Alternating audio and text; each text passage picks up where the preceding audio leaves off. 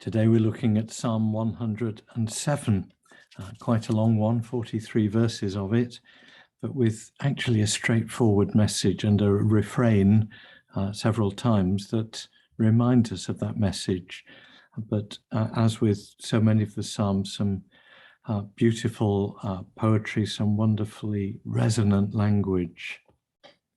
Oh, give thanks to the Lord, for he is good, for his steadfast love endures forever.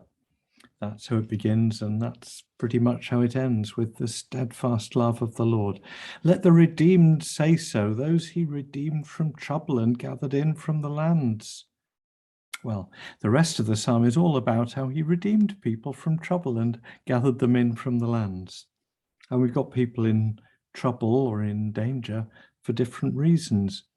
Verses 4 to 9, some wandered in desert wastes, finding no way to an inhabited town.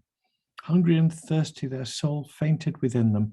We don't know why these people are in the desert, why they're away from safety and provision and food and water and people, but they were. Then, verse 6, they cried to the Lord in their trouble, and he delivered them from their distress. Led them by a straight way until they reached an uninhabited town. Let them thank the Lord for his steadfast love. He satisfies the thirsty and the hungry. He fills with good things. People were wandering in the desert. They cried to the Lord in their trouble, and he delivered them, because steadfast love is what he's about. Steadfast love is a slightly unwieldy translation of one word in Hebrew, which means steadfast love, covenant love, faithful love, dependable love, whatever. Then we've got a second group. Some sat in darkness and in gloom, prisoners in misery and in irons, for they had rebelled against the word of the Lord and spurned the counsel of the Most High. Their hearts were bowed down with hard labor. They fell down with no one to help. Whether this is literal prisoners or people in the prison of their own making through disobedience, we don't know. Could be either, could be both. But then verse 13, then they cried to the Lord in their trouble, and he saved them from their distress, brought them out of darkness and gloom, broke their bonds asunder. Let them thank the Lord for his steadfast love, for his wonderful works to mankind. To humankind, he shatters the doors of bronze and cuts in two the bars of iron. So the prisoners, whether literal or metaphorical, they cry to the Lord in their trouble, and he saves them. And let them thank the Lord for his steadfast love. We've got that pattern again. Then verse 17, some were sick through their sinful ways, and because of their iniquities endured affliction. They loathed any kind of food and drew near to the gates of death. There's any sort of sickness through sin or not through sin, trouble, all sorts of things can be going on here. Human distress and brokenness. Verse 19, then they cried to the Lord in their trouble, and he saved them from their distress. He sent out his word and healed them and delivered them.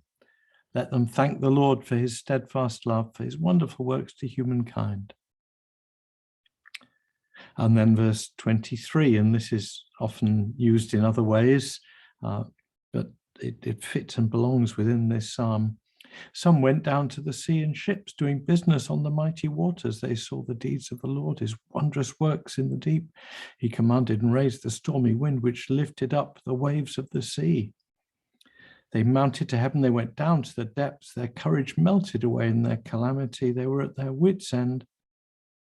Then they cried to the Lord in their trouble, and he brought them out of their distress. He made the storm be still. The waves of the sea were hushed. Let them thank the Lord for his steadfast love, for his wonderful works to humankind.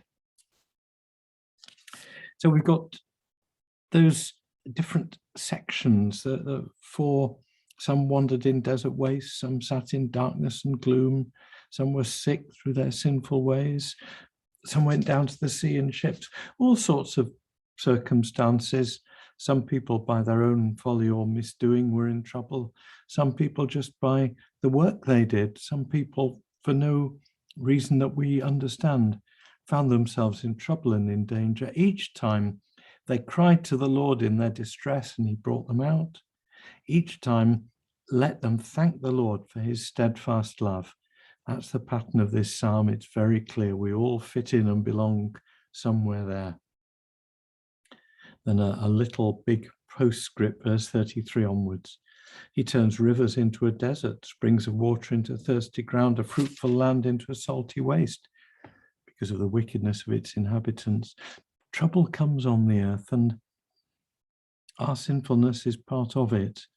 Not always directly to blame, but it's there behind things. He turns a desert into pools of water, a parched land into springs of water, and there he lets the hungry live. And they establish a town to live in. By his blessing, they multiply greatly.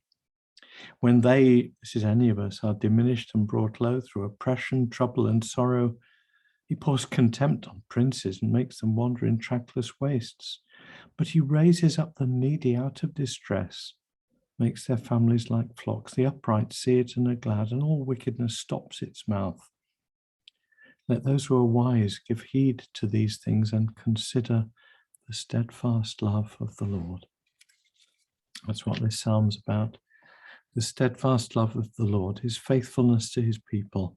When they're struggling, even because of their own sin, even because he's punishing them, when they're struggling because they're struggling, when they're struggling because their jobs are tough and dangerous, whatever, they cry to the Lord in their trouble and he brings them out. So let's remember his steadfast love. Let's rejoice in it, and let's come to him whenever we're in need and know that steadfast love of the Lord. Amen.